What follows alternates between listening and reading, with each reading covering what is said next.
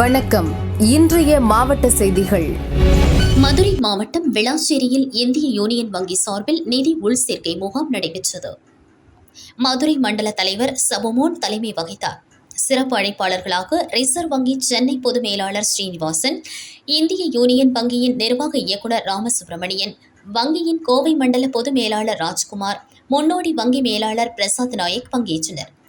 முகாமில் மத்திய அரசின் நிதிசார் மக்கள் நலத்திட்டங்கள் குறித்த கையேட்டை இந்திய ரிசர்வ் வங்கி சென்னை பொது மேலாளர் ஸ்ரீனிவாசன் வெளியிட்டார். இந்நிகழ்ச்சியில் இந்திய யூனியன் வங்கி சேவைகள், மத்திய அரசின் நிதிசார் திட்டங்கள் குறித்து பொதுமக்களுக்கு விழிப்புணர்வு ஏற்படுத்தப்பட்டது. விளாச்சேரியை சேர்ந்த தகுதியான பயனாளிகளுக்கு மத்திய அரசின் நிதி சார்ந்த திட்டங்களின் கீழ் கடனுதவிகள் வழங்கப்பட்டன. முகாமில் விளாச்சேரி கிராம மக்கள் 500க்கும் மேற்பட்டோர் பங்கேற்றனர். இந்திய யூனியன் வங்கியின் நிதி சேர்க்கை முழுமை இயக்கம் மூலம் விளாச்சேரி கிராமம் சமூக ரீதியாக பாதுகாக்கப்பட்ட கிராமமாக உயர்த்தப்பட்டதாக வங்கி அதிகாரிகள் கூறினர். கேரளாவில் ஓணம் பண்டிகை வரும் 5ஆம் தேதி கொண்டாடப்படுகிறது. இதையொட்டி நாடு முழுதும் பல இடங்களிலும் ஓணம் கொண்டாட்டம் களைகட்டி உள்ளது. அதன் ஒரு பகுதியாக மாவேலியை வரவேற்கும் விதமாக குன்னூர் மலை ரயில்வே ஸ்டேஷன்களில் ஓணம் திருவிழா இன்று சுற்றுலா பயணிகளுடன் சிறப்பாக கொண்டாடப்பட்டது. விழாவையொட்டி பொலிவுபடுத்தப்பட்ட பாரம்பரிய மலை ரயில்வே ஸ்டேஷனில் பூக்கோளங்கள் இடப்பட்டு விளக்கு ஏற்றப்பட்டது. ரயில்வே ஊழியர்கள் ஒரே வண்ண உடையணிந்து கலந்து கொண்டு ஓணம் பாட்டு பாடினர்.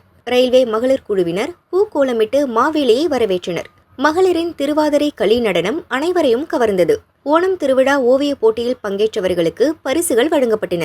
விழாவில் சுற்றுலா பயணிகள் பங்கேற்று பூக்கோளம் முன்பும் மாவேலியுடனும் போட்டோ எடுத்து மகிழ்ந்தனர். தொடர்ந்து ஓண சத்யா எனப்படும் விருந்து வழங்கப்பட்டது. இதில் ஏராளமானோர் பங்கேற்றனர்.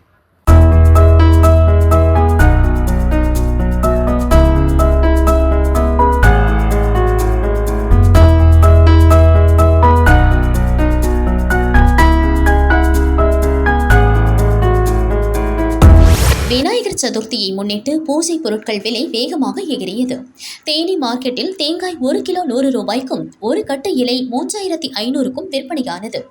மல்லிகைப்பூ 1 கிலோ 2000 ரூபாய் வரை கொள்முதல் செய்யப்பட்டது. இந்நிலையில் பண்டிகை காலம் முடிந்ததால் பூக்கள் விலை கடும் சரிவை சந்தித்துள்ளது. 2000 ரூபாய்க்கு சேல்ஸான மல்லிகைப்பூ தற்போது 1 கிலோ 200 ரூபாய் வரை சரிந்தது. அதேபோல் கிலோ 300 ரூபாய்க்கு ஏலம் போன பன்னீர் ரோஜா மற்றும் செவந்திப்பூ இன்று 1 கிலோ வெறும் 30 ரூபாய்க்கு மட்டுமே ஏலம் போனது. கிலோ 400 ரூபாய் வரை விற்கப்பட்ட சம்பங்கி மற்றும் அரளிப்பூக்கள் இன்று கிலோ 80 ரூபாய்க்கும், கோழிக்கொண்டை மற்றும் செண்டு மல்லி கிலோ வெறும் 20 ரூபாய்க்கும் விற்கப்படுகிறது. இதனால் தேனி ஆண்டிப்பட்டி பூ விவசாயிகள் மற்றும் பூ மார்க்கெட் வியாபாரிகள் கவலையடைந்தனர். தமிழ்நாடு அரசு ஊரக வளர்ச்சி மற்றும் ஊராட்சித்துறையின் சார்பில் மகளிர் சுய உதவிக் குழுக்கள் தயாரிக்கும் பொருட்களை சந்தைப்படுத்துவது பெரும் சவாலாக இருந்து வருகிறது. மகளிர் சுய உதவிக் குழுக்கள் வாழ்வாதாரத்தை உயர்த்தும் நோக்கில் மதுரை கலெக்டர் பிரவீன்குமார் தனி கவனம் செலுத்தி வருகிறார். அதன் முதற்கட்ட நடவடிக்கையாக சுய உதவி குழுக்களால் உற்பத்தி செய்யப்படும் பொருட்களின் கண்காட்சி மற்றும் விற்பனை அரங்குகளை கலெக்டர் ஆபீஸ் வளாகத்தில் அமைக்க கலெக்டர் சிறப்பு அனுமதி வழங்கினார். இதற்காக கலெக்டர் ஆபீஸ் வளாகத்தில் 40 அரங்குகள் கொண்ட இயற்கை சந்தை அமைக்கப்பட்டது.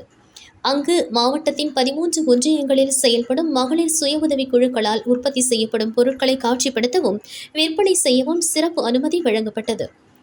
இதன்படி தமிழகத்தில் முதன்முறையாக மதுரை கலெக்டர் ஆபீஸ் வளாகத்தில் இயற்கை சந்தை அமைக்கப்பட்டுள்ளது.